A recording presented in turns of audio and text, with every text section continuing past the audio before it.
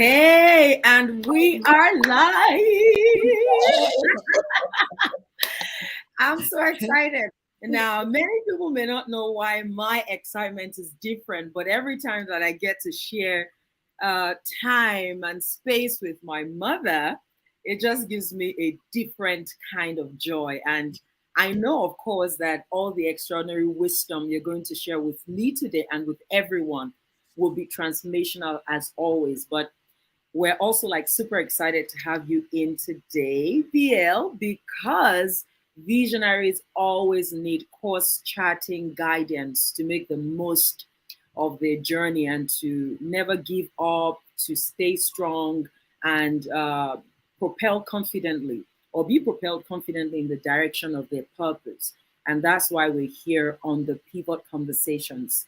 This is the first in the series of the Pivot Conversations, and it's just an exciting opportunity for us to have heart-to-heart transformational coaching conversations with visionaries at any level of mastery with their work, whether you're starting out and you're seeking to clarify the vision, or you've launched your work, or you want to launch, and or if you're in the building stage of that vision and you're institutionalizing your work, or you're even scaling to new markets and reaching other countries. Whatever you're doing, wherever you are with it, these are powerful conversations that will help you up level your authority, your impact, your abundance, and your visionary excellence. And I have with me my mentor, my mom, just such a phenomenal woman who's impacted my life significantly.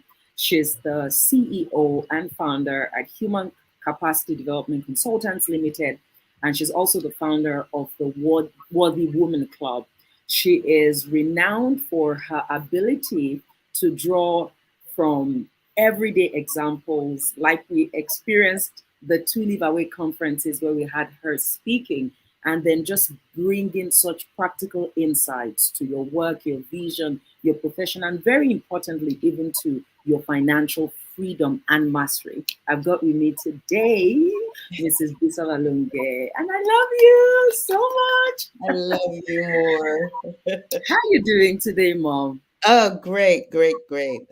Fantastic. I'm really excited to be here as well. Every time I talk to you, I get inspired and re-energized. So I'm really looking forward to this conversation.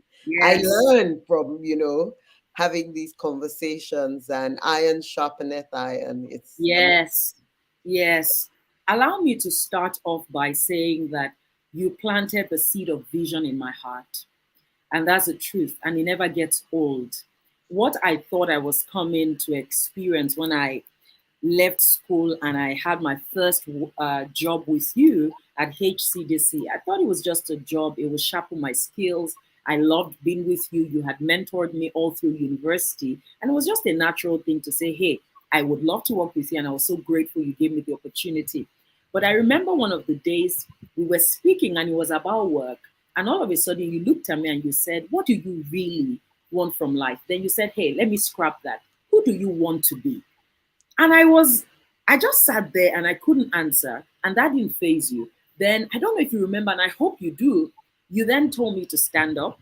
And then you took me to the window of your office. And it was overlooking the residential area in Lekki Peninsula. And you started to speak to me. You said, look around. The world is for the taking. And it's really first about who you want to be, the problems you want to solve in the world, and what you really desire, the kind of impact you want to make. And you said that's going to shape everything. And then you said something to me. You said, you're really driven, but life isn't just about projects or accomplishments. Life is about surrounding us. And you went on and on. Life is about joy, it's about compassion, it's about fighting for your peace and all of that. And what you did for me from I met you when I was 17 years. Yes. Yeah. And you literally from those years changed my life. And I remember on your 40th birthday, I was 20 years and I thought, she's my mother. This is just too good to be true. How are we having these big, big numbers? Anyway, what you did for me from when I was really young is you challenged me not just to think about success from the point of view of something I was going, something I was looking for to accomplishing, but to think about success from the point of view of who I was becoming and the contribution I could make in the world. How does that resonate? Does that sound like what you put in me? Look, And okay. look, right? It's amazing. I mean, I don't remember the details of all our conversations, but what I saw in you was like a fresh slate. And, I was for you what I wished I had. You know, Mm, every woman needs that mentor, needs that role model that can show you. Because you see, as women, naturally, we're implementers. We're not naturally visioners. I mean, there's some mm, we're not naturally visionaries. So for me, I started my life like thinking small. I knew there was all this potential, but I couldn't see it. I couldn't really see, that bright future. I couldn't translate that potential. And that is what I was able, by the grace of God, to do for you. And my God, I had such amazing material to work with. Because the thing about you, DDK, is that you took what I said literally, and because you were such a like an explosion, a ball of potential, with every statement, with every time we had these conversations, you just exploded. You exploded, and you even did things beyond my wildest dreams. I mean, I look at you now with awe and inspiration, and I'm like, whoa. And every time you say, this came from me and that came from me, I'm like, whoa, this is really what birthing is. When the Bible says we should go and multiply and have yes. dominion over the earth, this is what we're talking about. Now, this is what I want every visionary in this place today to take. You must see the vision. You may not see it naturally by yourself as we start the journey, but you must continue to open up your mind. You must continue to Yes. have these conversations. You must continue to read these books. You must continue to follow these role models. Like, yeah, I know you say I'm your mom and you learned so much from me, but I can see so many other women that you've picked up. You're like a sponge and pick up different things from different, use it to chart your vision and create this amazing path, that you have done. And for me, it is crucial that every woman that's here today, I keep it real. I really do. And it's crucial that you do that, because if you don't see it, how can you get it? How can you walk? Hey. Because you have to see it. And at the beginning, it may not be clear. See it. You have to see it. At the beginning, it may not be clear. At the beginning, you'll even be scared when you see it. A lot of things I said to you, you were like, oh, how is this possible? But when you Yes. continue to walk in it, believe it. It's not what you say. I mean, affirmations and confessions are great, but what do you believe? And the way you believe it is by seeing it in examples, by seeing it in books, by seeing it in Yes. conversations is crucial. I'm glad Woo. you reminded me of that, because that's the way to do it. That's the way to do it. You have to see it. And I feel like there was just a healing moment right now when you said it doesn't even matter if you don't see it for yourself or by yourself in the beginning, but you keep opening up your mind. And as you interact with the right people, the right communities, the right resources, and then you keep seeing these possibilities in others, it grows your belief. And I think that the second big thing that just hit me was when you said affirmations and confessions are great, but what do you believe? What do you believe? Yes. Because when there's that gap between your belief systems and what you hold dear in terms of your ideologies and your mental attitudes, you could be confessing all the way, but you are auto correcting all the time with your thinking and your belief systems. So Yeah. truly, truly powerful. And Okay. really, Yes. you see, that's why it's so important to keep having these conversations and opening your minds. Because if you don't, and you don't really believe it, your confessions are just mere words. They don't come from the heart. Yes. But when you see it, when you see examples, when you see role models, when you see real stories, then you think, actually, this is possible. And then the affirmations work together with your heart and explosion. Oh, explosions. So, is this explosion, this combustive energy that wants to become and wants to achieve and move forward and make progress and believe by faith and all of that, is it a personality type? Because I've had people who say to me, you're just very driven and you're a strong woman and you go for everything that you set your heart to. But EDK, I'm not like you. I've had coaching clients say that to me. I've had counselees say that to me. I've had proteges say that to me. How does a woman who maybe, for example, has had identity distortions from her childhood, maybe she had childhood neglect, or someone who's faced trauma, or someone who's really felt rejected and doubted herself, or someone who is by personality really laid back, how do they get on this visionary path of becoming and contributing? Yes, amazing. You know my story. So you know that I've had that childhood neglect, trauma, the whole lot, attempted suicide. It is not about your story. It is, and this is 100%, it is about what you want. Now, it's not just about what you say, it's about what you really want. So, DDK, that drive you have, it's not coming from your personality. Yes. Mark Zuckerberg doesn't have your personality. Yes. People with completely different personality types. There are people that don't talk like us. They're very calm, they're very muted, but they achieve amazing things. It's not about your personality, it's not So about what has good. happened to you. One of my favorite quotes is that the power of the decision is far greater than the power of the damage. Now, if you have those things from childhood, yes, they make things a bit slower. Yes, they make things a bit more difficult, but my goodness, who doesn't have their own? Everybody has their own baggage. Everybody Yes. has their own limiting anchors that they have to break from. And it's not about your personality. Whatever personality type you are, it is about what do you really want. And that's why I always talk about purpose. Because you see, when you can tap into your purpose, when you realize, what you said, I said to you, what were you made for? What solution were you brought to this earth to come and deliver?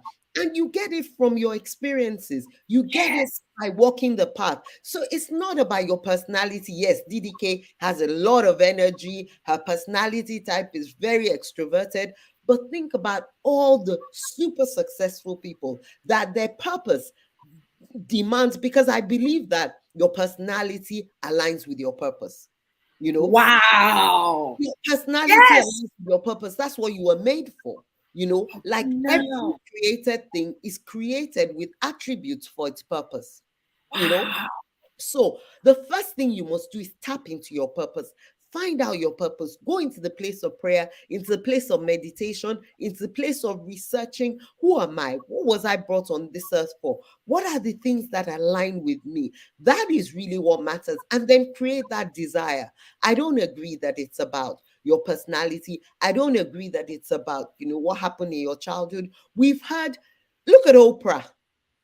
I mean, So need I good. say more? Need I say more? So, I mean, that Okay, really now. is it. Okay, now. I feel like this particular response is something we're going to cut out because we want to amplify this truth. We want it to go viral. It's the power of the decision over the power of the damage. It's not about your story, it's about what you want. And it's about tapping into your purpose because your personality was even hard crafted for you to easily serve your purpose. Wow. Okay, my mother is on fire. Take it or take it. Now, Bon, one of the most stunning things about you, one of the most stunning things about you, of all the epic things I love about you, is how you are, maybe to be honest, the most productive person that I've had the opportunity to know personally. No kidding.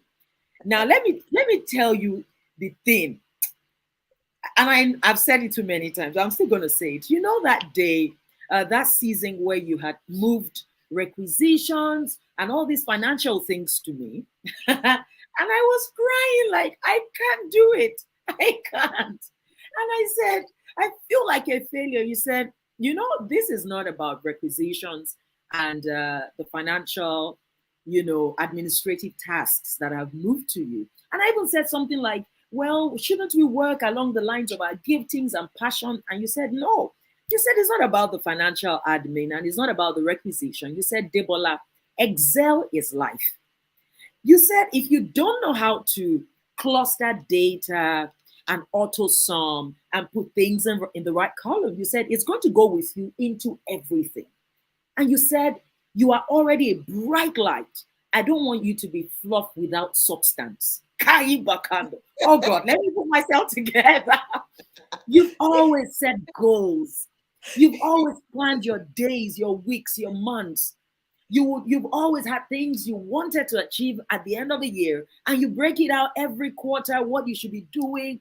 And that's what birthed this phenomenal tool that I think every serious minded visionary should have, Productivity Plus, the journals.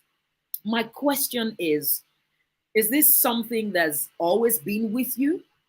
And for those, because I've met so many people and I could tell the gap between where they were and the next big leap in their lives was really just about being able to become productive, being able to work within time blocks, being able to ride their energy cycles, being able to set goals and have enough self respect to stick with them, being able to calendarize and have schedules and everything. What was the shortcut? People make it seem like it's so hard and they feel like it's because I knew BL from my childhood. That is how I. So what are the hacks here? How can a visionary woman, despite all the moving pieces in our lives, really invest in a greater degree of personal productivity? Great question. First of all, let me remind you about that statement because you've forgotten that conversation we had. You came to me and you said, I'm not cut out for admin. I'm not doing Exactly. admin. I said, Debola, admin is life. Admin And is life. Exactly. Admin admin is is life. life Yes. and life is admin. It's And admin. that's the truth. So, this is where we're starting from, guys. And you must believe this.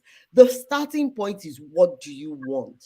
Yes. Now, don't talk to me about being naturally lazy or not lazy. I believe that, well, I don't know about other people, but I believe that most of us are naturally lazy. I mean, you know what I mean? Who wants to hustle? Who wants to spend? So the starting point is what do you want? And how do you get what you want? The truth is some people decide this is what I want. I want to, have a lot of money, and they decide the route I'm going to take to it is crime. Yeah. Yes. Some people Yes. decide the route I'm going to take to it is to marry somebody who's going to be beating me up. And then some people decide the route I'm going to take to it is I'm going to work, I'm going to grow, I'm going to learn to get what I want. And that's where it starts. And dedicate it's a process. Let nobody tell you, okay, yes, there's shortcuts, but those shortcuts will come as you grow in the process. Those shortcuts Wow. will come as you get inspiration from the knowledge, from investing in yourself. Those shortcuts do not come, they're not magic. So at the end of the day, it's got to start with what you want. What is your spirit telling you that you have to birth in this world? And the only way I know to do it is to break it down into chunks. 5-year plan, yearly plan, quarterly plan. And quarterly is critical. Quarterly plan, monthly plan, and then weekly, and then daily, because that's the only way I know and I've seen it get done. And if anybody can tell me that they can achieve greatness without, I studied and I learned from people who have achieved a lot. And the common thread in everybody that has done it the right way is that they work hard. They work Yes. hard. And you hear, all this myth about, oh, just work smart. Yes, work smart.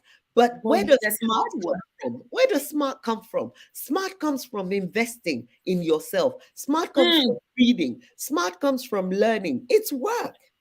It's all work. And so for me, I think I'm a naturally lazy person. The way I'm productive, the way I'm productive is I have to discipline.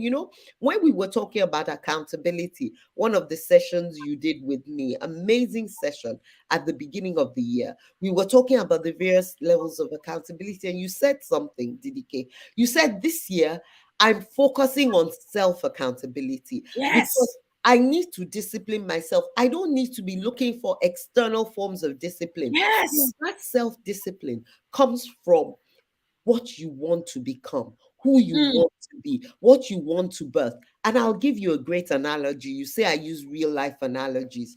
You've had children, you've been pregnant, you've gone into labor, right?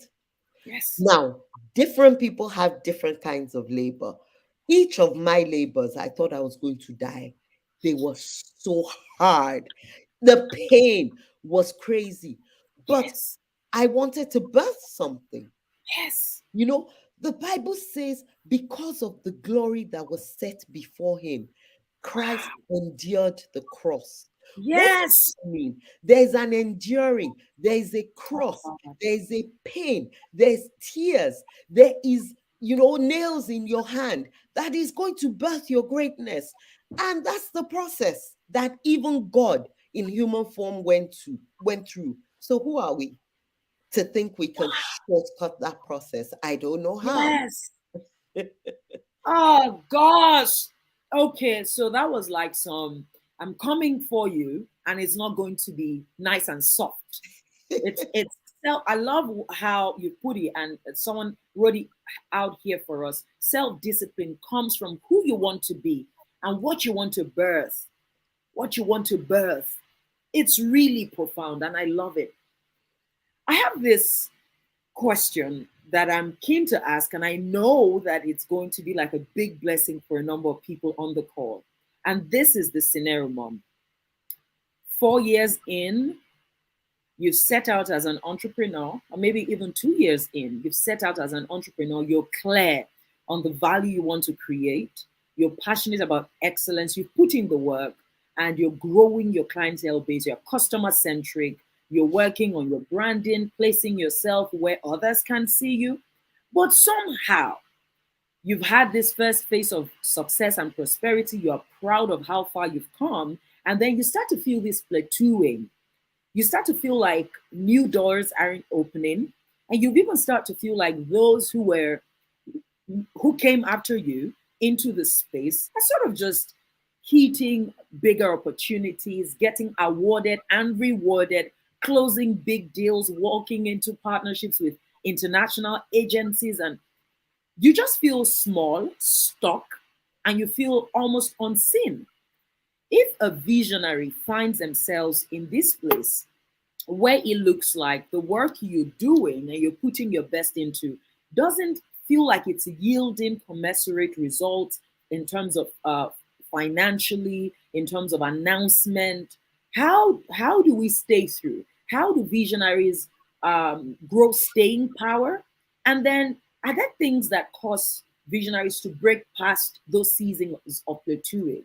What's that journey looked like for you? Wow, there are like 10 questions in that. I know. First of all, isn't that everybody's story? Yes. So the first thing is about what are your expectations?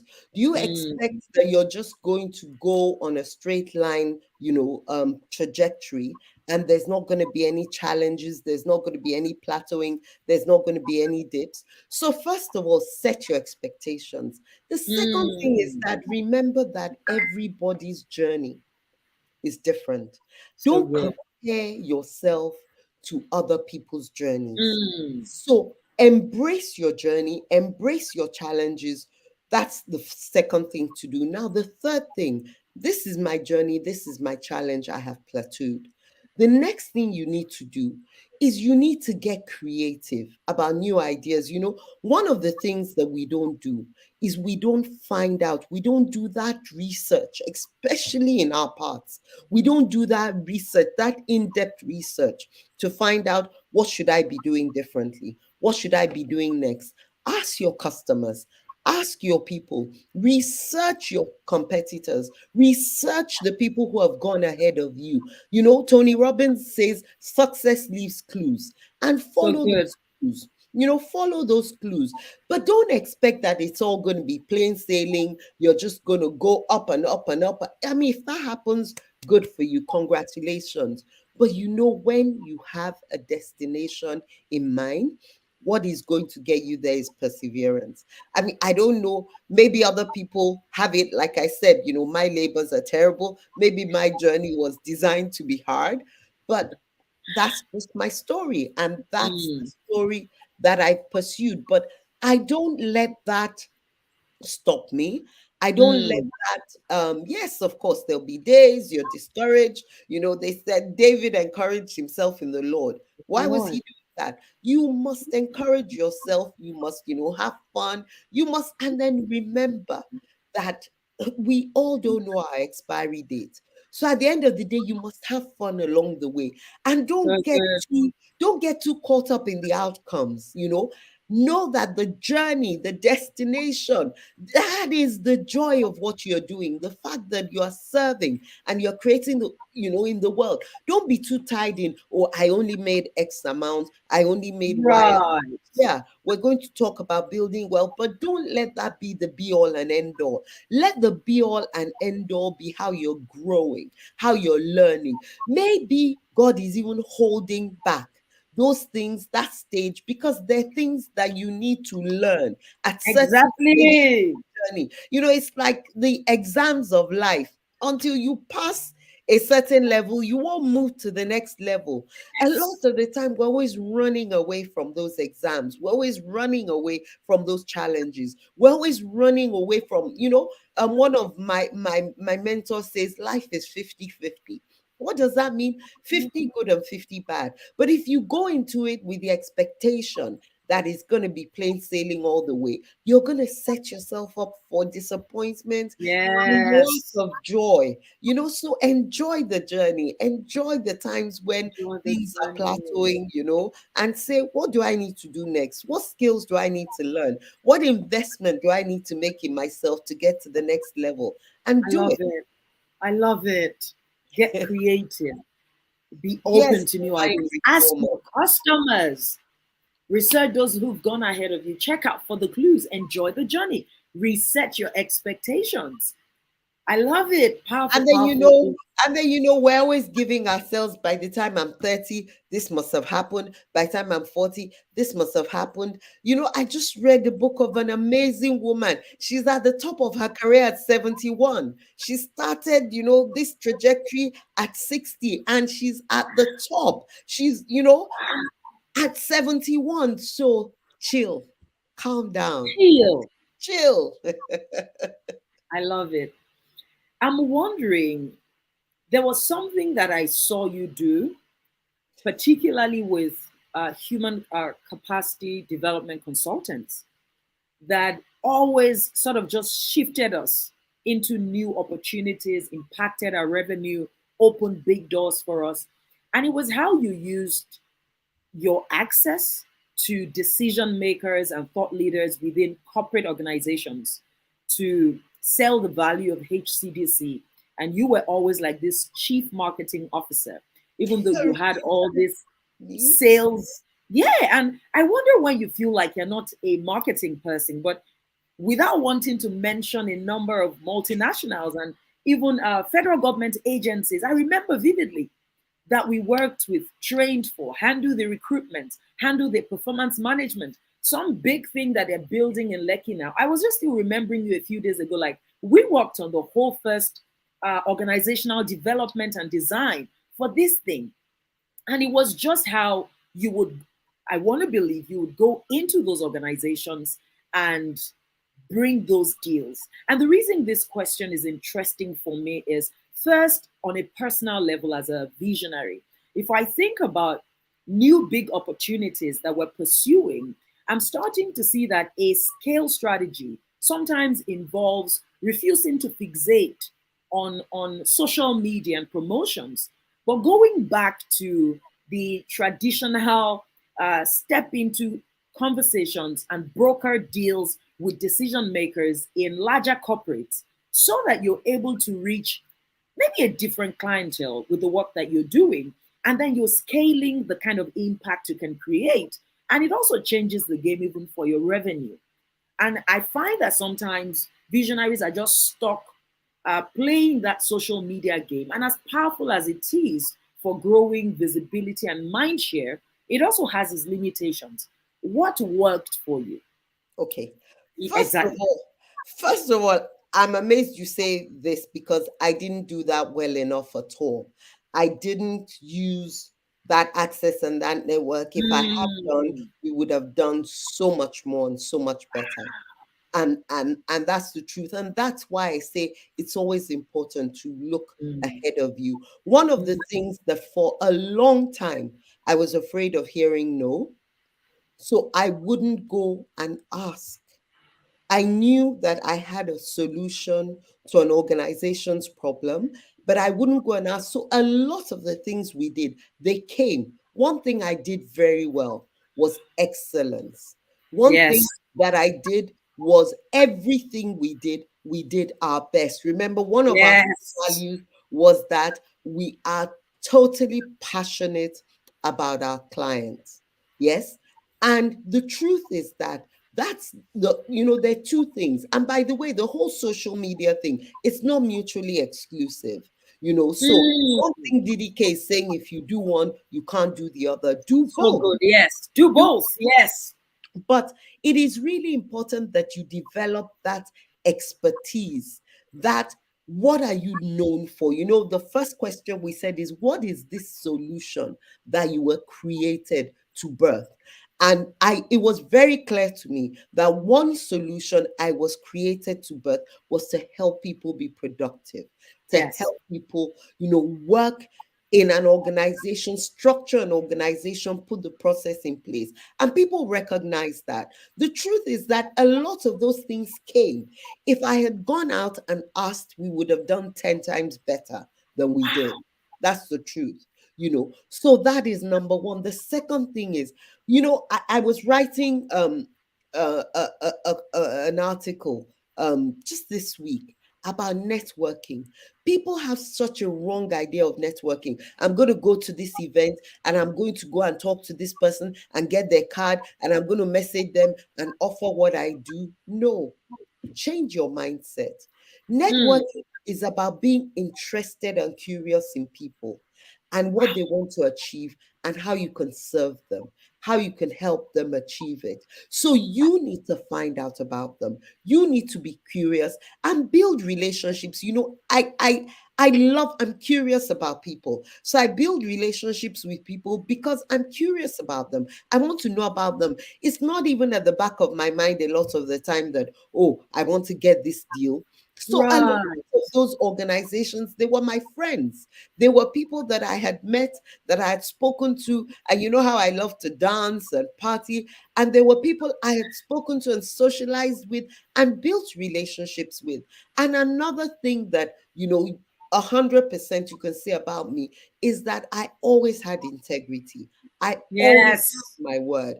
I always I was an authentic, I am an authentic person. So I always made sure that I wasn't trying to bamboozle anybody. I wasn't playing any games. So I good. know there's so Yes. many questions. I know I've said so many things, but please just list down those points. Who you are, and DDK said it when we started, who you are is so much more important than what you have. In fact, who you are is what is going to bring what you have. Wow. What you So have. focus on that. Yeah.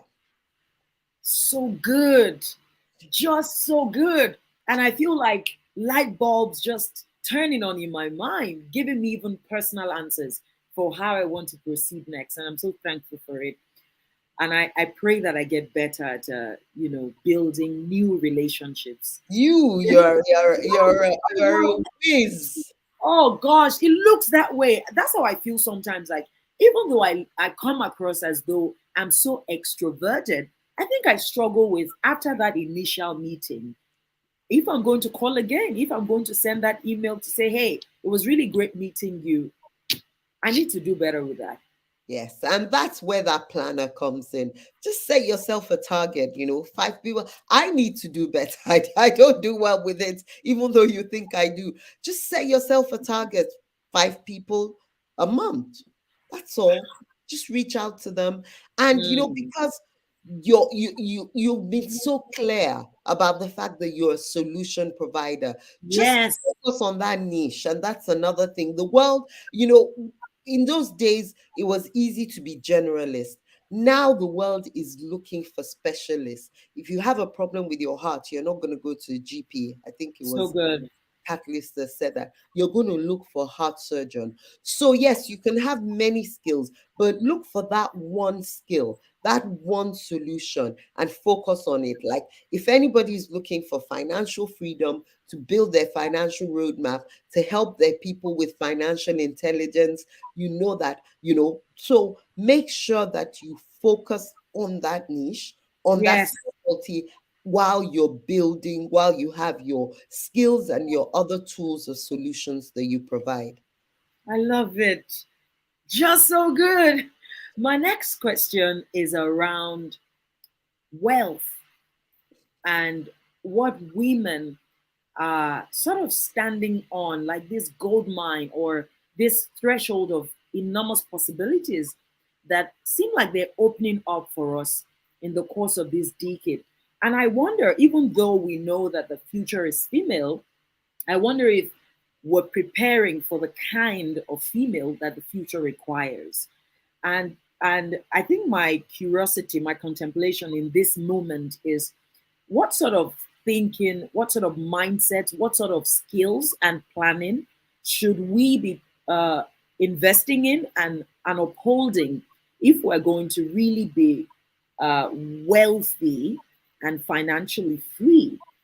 If a woman is in her late 20s and early 30s, like a number of the people listening and a lot of those who listen after, it just looks like if you're earning right now and it's hitting your account in naira and dollars and pounds, you're feeling like you're good right now, but you're not necessarily good because you don't have what is going to tide you over and take you through, and a plan to keep expanding that wealth and really building true prosperity. So, what matters for a visionary man or woman at this point in really being able to build a financially free future? Great question. I'm going to answer your question by starting with a story. A number of years back, quite a number of years back, I was speaking to one of my mentor friends, and I said to him, I think I said in 10 years, I said in 10 years, I want my net worth to be 10 million. And he goes, 10 million, 10 million, $10 million. I was like, dollars. Ah, I ended the conversation out of embarrassment. Instead of me to have pursued that conversation and Mm. said, $10 million, can you show me the route, the journey to $10 million? But I was so vision small. I couldn't even I couldn't even contemplate the Wow. conversation, $10 million, you know. So the first problem we have as women is internal. We we're apologetic about wealth. A lot of us inside think that wealth is a bad thing. We think a woman, just like in those days, they used to say women should be seen and not heard. A woman should be, in public. You should not, open your mouth. We're like that about wealth. We are very apologetic. Let me just have enough, to put food on the children's table, to buy weaves, to buy designer bags. That's not wealth. First No. of all, wealth is so much more than money. Wealth is being able to buy time freedom as well as money. Hey. Even the Bible says money answereth all things. So the first thing is, what is your wealth vision? And how big is your wealth vision? Now, the reason why I told that story was that when I had that conversation, 10 million naira was quite close to a lot of money. It was certainly more than $1 million. But what's 10 million naira today? Today. You know? So the first thing is that expand your vision. Keep, keep pursuing it, keep reading, keep learning, keep investing till your vision is big. If it doesn't scare you, you haven't started. Don't stop. Hey! You haven't started. Make sure that it scares you when you think about it. That's the first step. The second step is, what is the roadmap to this creation? It's not a quick fix. Do you know the number of people that lost their money to this couple that ran off to the Dominican or wherever they ran off? Because people are looking for quick fixes, people are looking for money doubling. The journey to wealth is not a quick fix, it's not a money doubling journey.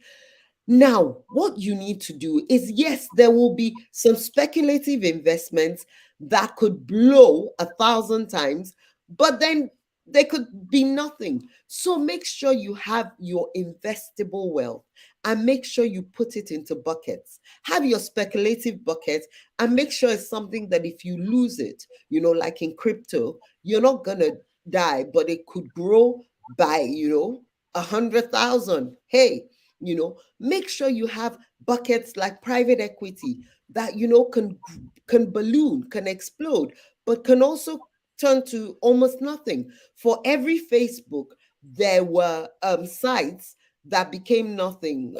Where I won't mention names before anybody sues me, but there were so many of them that have turned to nothing.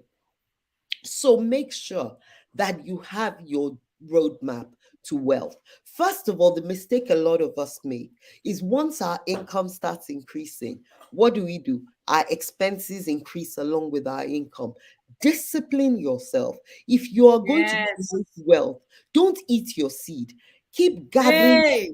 and let your seed keep growing and planting that seed. So the starting point is, make sure as your income is increasing, your expenses stay the same and you're Okay, investing now. that extra income into seeds. When you grow lots of seeds, what happens? The harvest is big. So at the beginning of your journey, make sure you're not spending your money on these frivolous things. Make sure you're doing that with your passive income. I'll tell you another story. A friend said to me a few years back, she was actually showing off with a weave. And she said to me, oh, she was showing me her 700 pound weave. So I said, it's really beautiful. But what I want to know is how many properties you have. Because if you're buying a 700 pound weave, I presume you have at least two or three properties. And Yes. she was so upset. She stopped talking to me. So you must make sure, keep your expenses, level, and take that extra and keep investing. Make sure you have your different investment buckets. I mean, this is not a financial freedom class, so I'll try and quicken it up. You must have your emergency fund that's liquid. Then you must have your growth, your stocks and shares, your real estate, then your speculative investments, your crypto, your private equity, and so on. And have these different buckets and follow your wealth creation path like that. Make sure that you determine what your passive income is going to be and work towards passive income. So you're going on a journey where you're working for money now, but in a few years, money starts working for you. So good. Now, this is your superpower, and it's obvious. Because what blows my mind is how all of a sudden money concepts, financial concepts, wealth concepts just become easy to understand. Because I do feel like one of the other big issues, aside this apology around money and an inability to own the desire to grow wealth as a woman, I feel like there's also a real lack of knowledge. And I love how you started by saying you really need to expand your knowledge. First of all, expand your wealth vision and expand your knowledge about money, because so many women just don't even have the basics in terms of their understanding concerning money and how it works. Can a visionary come to a point where they feel like, I don't have the financial resources for, or if they do come to that place, for what I see next? And what I see next, maybe it's an app they want to build, or they're working on an investment club, or they want to go into, large scale agriculture, or they want to build a school for children with, you know, special needs or whatever. And they're looking at this big thing that is burning in their heart. It feels like this is the time for, that feeling like you want to burst and it's urgent and you don't have the financial resources for it. What should we be considering? Is it fine to think about taking a loan? Is it fine to explore getting an investor? Is should we wait? There are people who feel like I've put money that I got from other sources into a business idea and it failed, and it took me many steps back.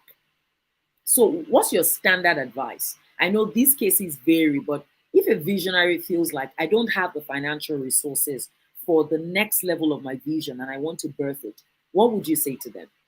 Okay. Like everything else, there's stages and there's processes. So start small and grow quick. Now, part of the path to growth, you see, the mistake a lot of visionaries make is, like you said, I want to go from 10,000 a 10,000 business to a 1 million business. No, work in stages. Now, there's a level that your vision that you're not going to be able to do on your own resources. That's Okay, why now. we call debt leverage. Now, the reason why a lot of people lose their shirt is that they go and get debt without what we call proof of concept. You know, Mm, when we teach financial intelligence, debt is called gearing. So, when you're driving a car, manual, many of you may not know because you're in the automatic generation. you But gave me my when first you're car and it was manual. driving, yes, that's right.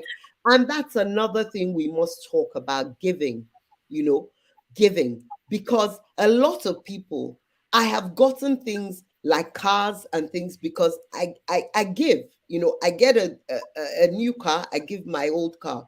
But we're going to talk about that. But the truth is, a lot of people don't understand debt before they get into it. Debt is gearing. So when you're driving a manual car, you start slow, you go into gear one. And then as you accelerate, you need to gear up to gear two and gear three. A lot of people don't even have the financial intelligence to understand there are calculations you do about whether you should take debt or not. There's the cost of debt versus the benefit of debt. And a lot of people are running businesses where they're taking debt, and the cost of the debt is way over what they're making from the debt. Yes. Before you get debt into your business must be profitable, and the debt must be used to grow the business. And as you grow an already profitable business, of course, you're growing the revenue and you're paying the debt. So that's the first thing. There's an interest versus profit test, a multiple that you must do. So the first thing is, how much financial intelligence do you even invest in? We say, come and buy a course on financial intelligence, on your financial freedom. You're like, I can't, that's too expensive. So if you don't invest in yourself, you don't invest in the financial intelligence, finances and accounting is the language of business. So you are So in a good. business, you don't speak the language. Like I always say, it's like you want to move to France and you tell me, oh no, I'm not going to learn to speak French. I'm going to have an interpreter. That's what many visionaries do. I have my accountant. I don't need to learn finances. Oh my How are you going to God. speak the language of your business if you don't know the language? So your accountant is going to be telling you things and bamboozling you and stealing your money because you don't have the Yeah. intelligence. You must get the financial intelligence. Now, the other thing is gearing. A lot of people don't understand the difference between equity and debt. There are many businesses where you should be going to look for equity, like private equity. Why private equity? Yes, you're giving some of the business away, but do you want to be a big fish in a small pond, or do you Mm, want a small fish in a big pond? If your vision is really huge, then you look at equity. Of course, once again, you need the intelligence to know how much shares. I was having a conversation, with someone at the weekend where he was asking me how much percentage of my business should I be giving away for how much. But you must do the spread. You must do the template of your business. You must do the financial forecast before you know how much, to give away in terms of shares for how much the person is going to invest. If it's in a startup position, you're a ground zero. You may give out a lot more than you should. So maybe you need to wait and grow the business a bit before you take equity. There's detailed financial intelligence that you need to grow at different stages of your business. But people say, "Oh, I've done this business for 2 years. I want to grow." So they go and Yeah. take equity of $1 million and they get into trouble, or they go and take debt of $1 million. So you must grow your intelligence and grow your business as you're growing your Yeah. intelligence. There's another very important thing you mentioned I wanted to talk about. That is the fact that I was talking about big vision. Now, there is a level of your vision that you get that you don't want to do it alone. And that's why private Yes. equity is good, because they're not just bringing money, they're bringing knowledge, they're bringing resources, they're bringing market to you. So you need to, people say, "Oh, I got someone to do a business plan." You can't get someone to do a business plan. No way. Your business, you must go into your heart, you must go into your head, and you must plan it and follow the stages. That is what happens. A lot of us visionaries, we want to run. It's like a child. What happens with a child? When you give birth to a child, you have to carry the child, and then after a while the child starts crawling, and then the child starts walking, and the child starts running. Some children do it faster than others, but you Yes. must go through the stages. Don't take your business from a baby in hand and then you want to start flying. Even if it's a short duration of time, you must go through the stages for the business to be sustainable. Oh, can we talk about your financial mastery program? I know 100% that for every 10 visionary women that I meet, or female visionaries, there are at least 7 who don't understand the language of, financial and accounting intelligence, who don't know what to do with money, who don't know how to make money work for them. And I think that it might be a fantastic uh, way to just point them in the right direction. If you've got cohorts opening soon, which would you be recommending for our women to explore? Okay, I've been grappling with this, for so long, because there's so much.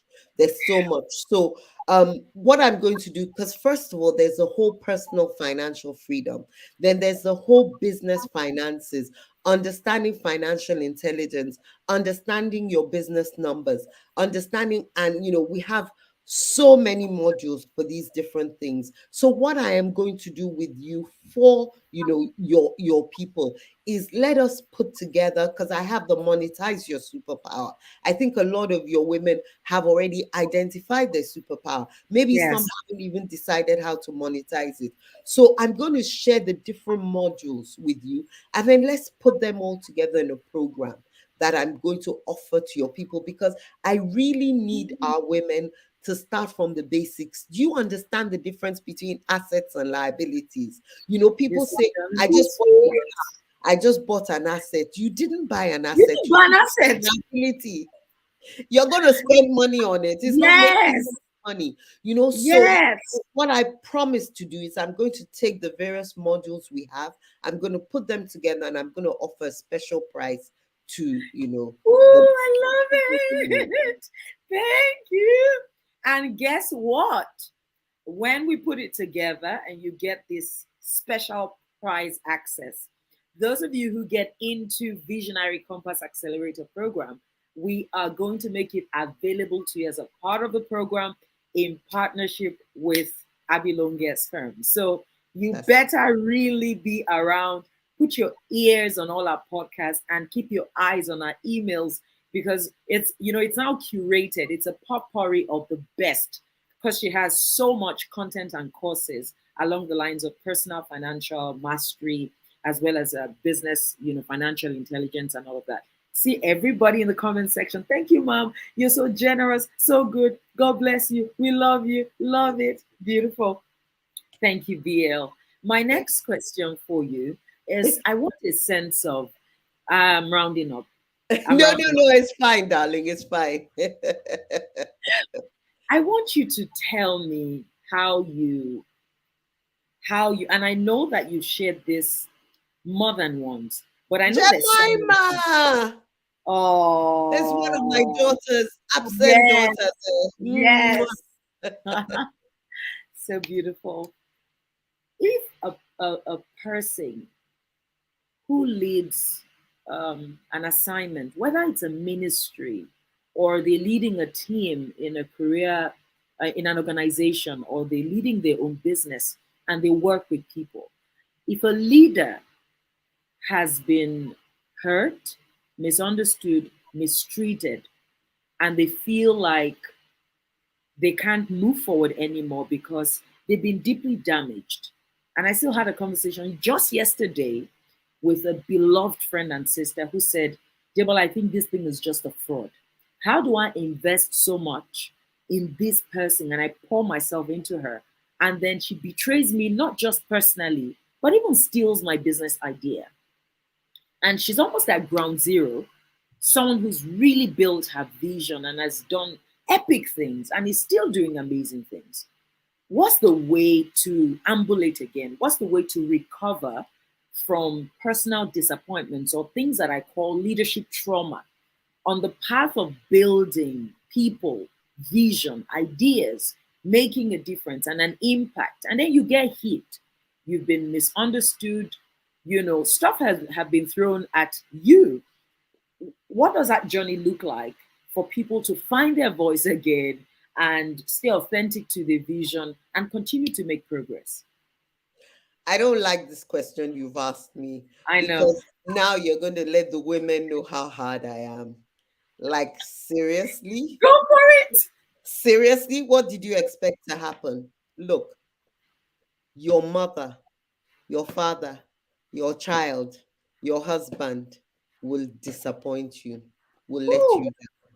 So, if you live long enough and you experience life enough, the closest people to you will let you down. And Wow. I'm serious. If you live through life and nobody close to you lets you down, betrays you, disappoints you, please, I need your anointing because I don't know anyone that hasn't.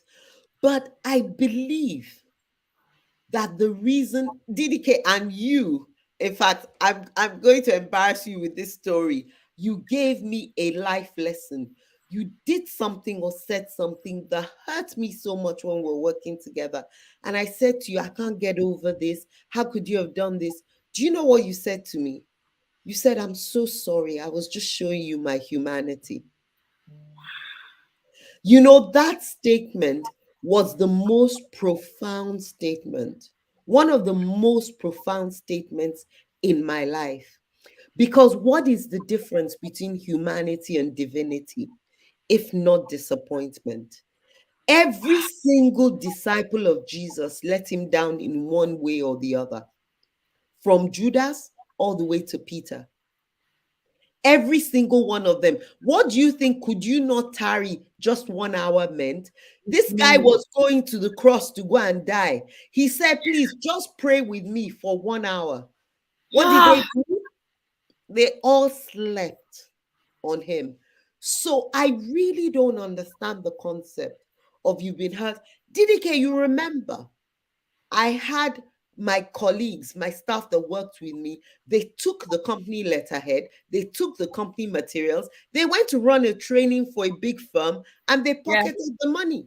yes, Do you remember? clearly. Those people ended up apologizing and they still became my closest.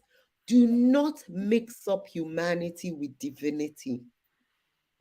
Okay, someone's saying that my words are hard. I told you DDK is exposing me because I'm not very good Oh, for people with fragile hearts. I'm sorry that you've been hurt. One of my goals and my targets is to be softer and more gentle. And You really, honestly, really become that. honestly, I know it hurts, and I'm not trying to be insensitive. I know it hurts. And believe me, if you've cried buckets over disappointments, I have cried tears, almost Mm. blood, over disappointments. I'm not saying don't cry. I'm not saying don't be hurt. I'm not saying don't be devastated. But, guys, there is a concept called antifragility. Yes. Just like we learn knowledge of everything, we learn not to become so fragile. And do you know what teaches us to be less fragile? Facing these disappointments, facing these betrayals that get to us so badly. What happens? The first one happens, you think you can't keep going. You guys should go and listen to DDK. Which year was it that I did um it was the summit that I did, that I recorded on, in that That place you we came went, over about in the Ikeja. surprise thing. Yes. Yes, Yes, yes, that's 2020. Yes. yes. Leave Women, Away Conference please, 2020. Everybody, yes. You please, should get it. please watch that, because Yes. you will, with blood all over you, you will crawl, you will stand up, but keep standing. You must. Yes. Do you see boxers? Have you ever seen world class boxers in the ring? This guy is boxed, he's bleeding, his nose, his eyes swollen. And what does he do? He gets up, he pulls himself up, he gets up, and eventually knockout, and he wins the fight. That is what life is like.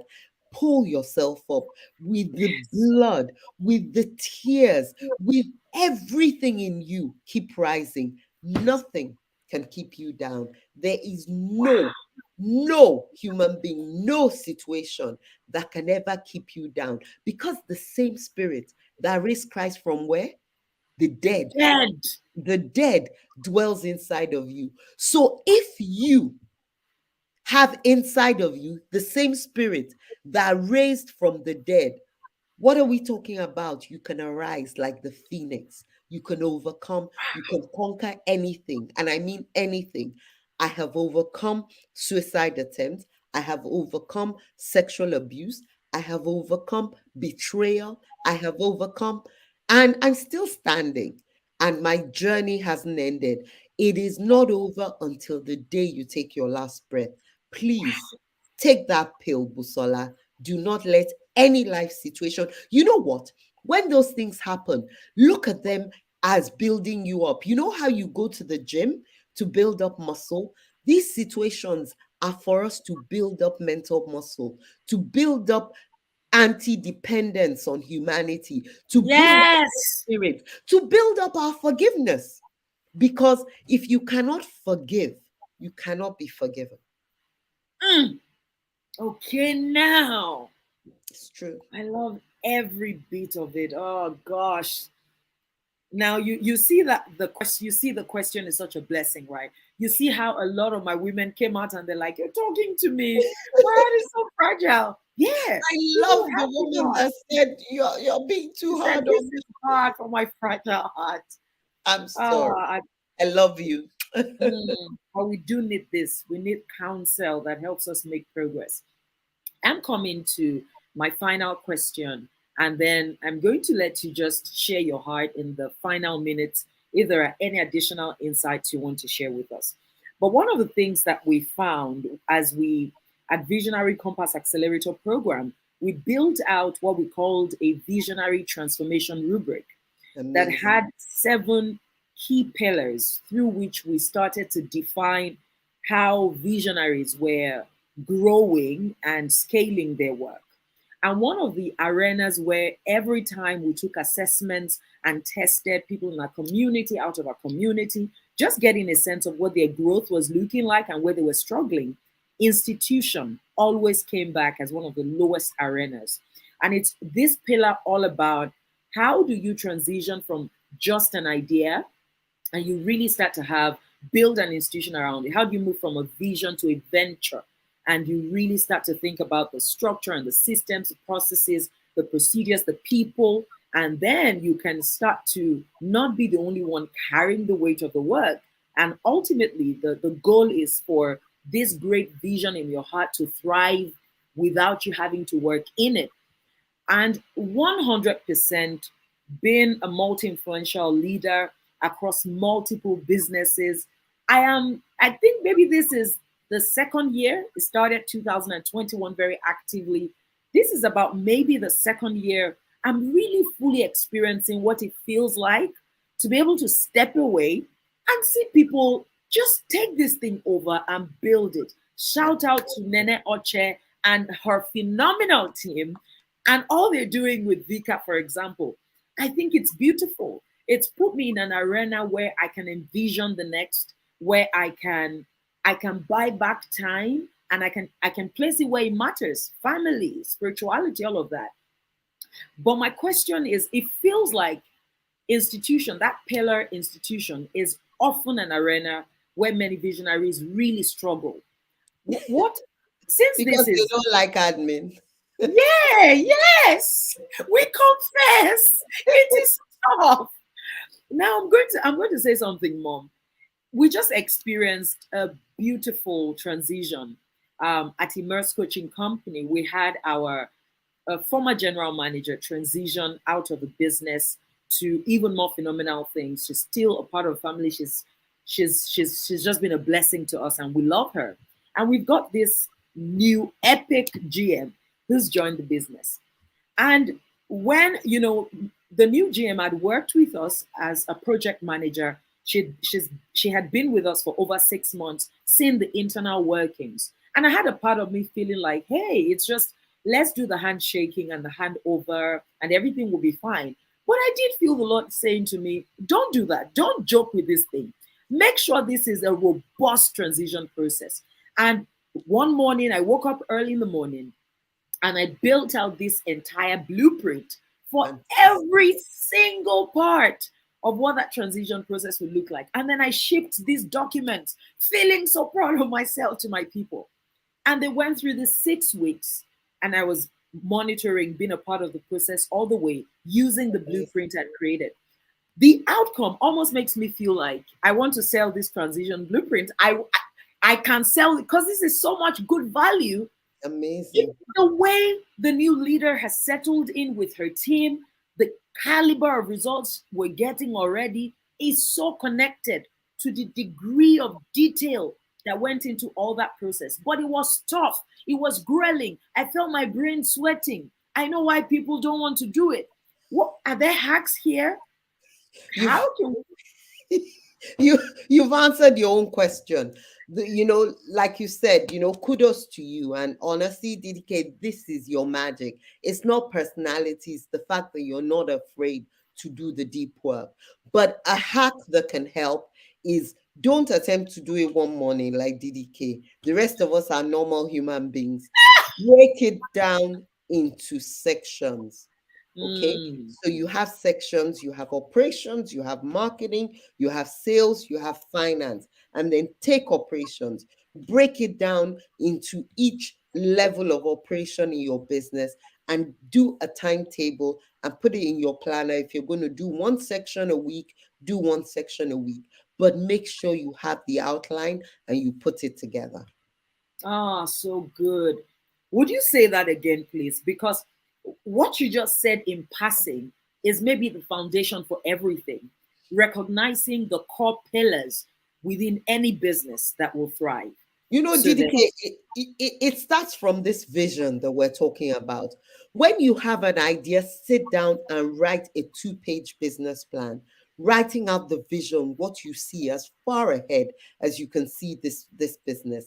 And then remember that your business and yourself are not the same thing. It's this mm, admin and institutionalizing we're talking about. And then write out all the major aspects. The pillars of every business are the same. You have your operations, you have your marketing, you have your sales, you have your financials, you finance. have your people, HR, and there's one more, DDK. Um, anyway, I You think you're know, talking. you know the pillars. Now take each pillar and break down under each pillar. Under operations, break down your product or your service, break down the delivery points, break down each step of the process that you go through and follow the software that you use, the process from, the process document from beginning to end, the filing system. Make sure everything Yes, drills down. Yes, it's deep work, it's but deep. like she said, it's work that's transformational that has to be done. Even I am struggling with putting it all together. So yes, you can sell that blueprint. Yes, I love it. Debbie Spice is saying, I've become so resilient, I barely crack or cry that I sometimes wonder if that's normal. Please, could that possibly be a bad thing? First of all, not cracking or crying um, is not necessarily a sign of resilience. Exactly. Not cracking or crying may be a problem. It may be you're internalizing, Can we go back to the serious. question, please, Tim? You're internalizing serious things that should come out. What Mm, crying does is it allows you to emote. Those emotions that are coming out are not staying inside you as cancer. A lot of women, especially that have cancer, I'm not a doctor, I'm not pretending to be a physician, but we have seen and read and heard research that bottling up and internalizing those things creates physical problems. So I'm not sure why you're not cracking or crying.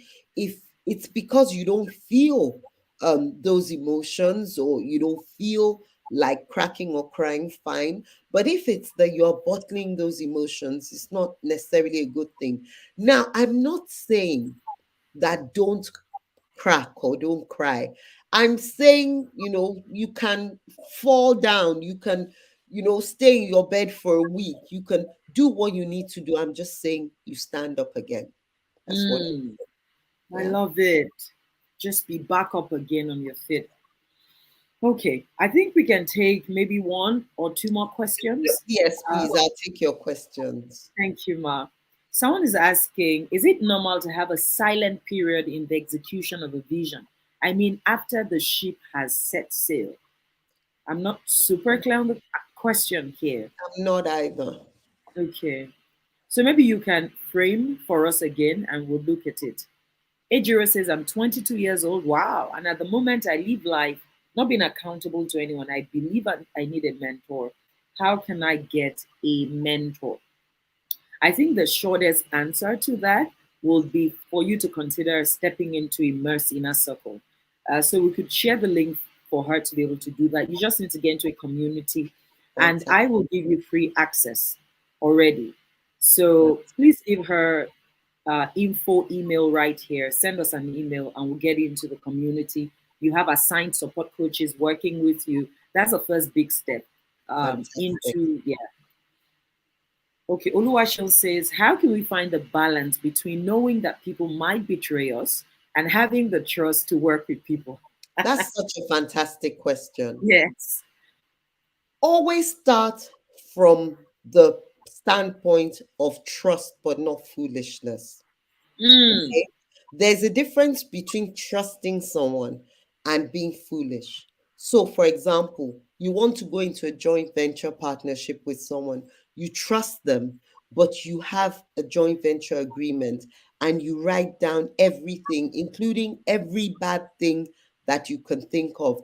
Why are you doing that? It's not that you don't trust them, it is because people change, situations change, and it is because if you say to me, oh, we're doing this business together and we will share the returns, yeah, you think you've communicated. But what does share mean? I'm thinking, yes. okay, we will share it. You'll get 10%, I'll get 90%. We're sharing. But you are Yeah. thinking 50-50. So if we don't document it, there's miscommunication. That's number one. Number two, when we talk about trust, trust is an innate belief in the goodness of someone. But good Mm, people, but good people do bad things. So trust means I believe in your innate goodness, but that doesn't mean you're not going to do bad things. You do bad things, so why would you expect anybody not to do bad things? Wow. It's true. Oh, why so wise? Ah, you make it also easy. Like, I wish I was. oh, oh gosh, I've had a phenomenal time this evening. Phenomenal time. Same Dorcas, here. I can answer the question, why do I get dizzy when I try to do deep work? Go and read Deep Work by Cal Newport. Cal Newport Yeah, and you'll know how to do deep work. and Okay. diet and exercise right. Absolutely. Recognize your energy circles. When are you at your best energy wise? I love it. Okay, we're going to take this final question just because she had asked before. She's clarifying now. I mean, is it normal to have a period as you execute your vision where you don't have anything to do, where you don't have to do anything? If it's normal to have such a period, how do you differentiate it from laxity or reduced energy? It's not like the question is still super clear, but I think I understand. okay. Um, Now I'm probably going to get in trouble with the super religious people. God said I shouldn't do anything for a year. Really? Seriously? Um, I don't know about a period where you're not doing anything. I know about a period where you're meditating, you're thinking, you're planning before you execute. But that's work. And Mm, I don't believe it's normal to have a prolonged period where you're not doing anything. How are you going to implement the vision? that's exactly how I feel. So I love the answer. We've had a great time with you today, Oh, darling. Banke, I need to get in touch with you. Mhm. Oh, Victoria, I love- my babes are in the house. Yes, yes. You are a blessing. It's been super packed with a lot of wisdom. It's always relatable. I think that's the biggest part of everything about you. It's the simplicity, it's how you convert for life application, it's how you use analogies, it's how you tell stories. And I'm thankful because personally, I found my own answers. And I hope that's happened for everyone who's listened. Be on the lookout in your emails for the potpourri of this fantastic course with special prize and access that is coming to you very shortly. I've had a beautiful time with you, my darling Abi Longe. You're always special. You've been a life changer, and I owe so many things to you. So I'm going to Same hand over to you to share any final words you have for our visionaries this evening.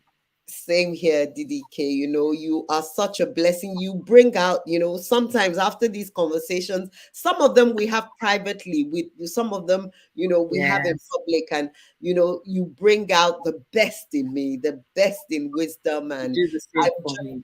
you are a real blessing, and I'm so proud of you. I'm so proud of what you're doing. I'm so proud of how you're changing young women's lives, and that leads me to my final words, guys.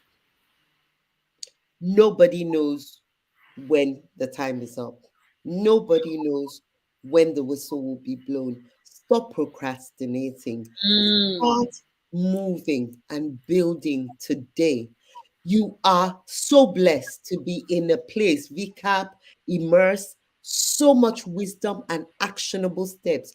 Just success leaves clues. Just follow those paths and grow yes, within the cycles and do the work.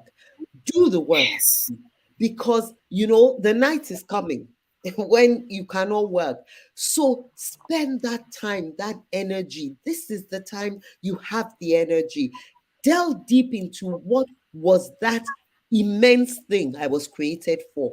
What was Mm, that purpose that I was birthed for? You were created to do great things. All of us were created to do great things. Don't act small. Don't let your insecurities limit you. Don't wait till you feel confident. Take action. hey, come. Okay, make sure you're willing to do the work. And every time you're discouraged, every time you're tired, take out that your vision statement. Take out your dream life. DDK talks about the planner. Get the planner, design your dream life and read it. It will energize you. It will make things clear for you. Believe in yourself and take action. You'll be surprised. I am surprised at what God has done in my life. DDK is surprised at what God has done in her life. But what we've Yes. just done is we've taken action, we've taken steps. She talked about productivity. So please take steps. I love you all so much. Thank you so much. I'm reading your comments and thank you. I feel honored. Every time Immerse or VCAP call me, they're like, sorry, we're calling you again. I'm like, anytime. Just give Thank me some. you. I'm so happy because I get so blessed when I come. I'll get my assistant to share the link for the planner. Please get Yes. it. And Yes. don't just get it and leave it on your shelf, on your table. Take the time. Nothing in life, nothing comes easy, nothing comes free. Do the work, invest in yourself, and you will reap a millionfold. I love you. And mwah. Oh gosh. Mwah. We love you. And that is how we come to the end of the first Pivot Conversations from Visionary Compass Accelerator Program. We are going to be back next week, same time, same day. And I really can't wait to hear all the phenomenal things that are going to break out of all your learning and how you're going to change the world. Again, we thank our guest. It's been an experience with her today. And I'll see all of you next week, Wednesday. Okay, so make it a date and get ready for some good news coming to you in your emails and on social media. We're moving toward a huge launch for Visionary Compass Accelerator Program in year 2022. So have a great evening. And yes, the video is going to be on. Enjoy the replay, and we will see you soon.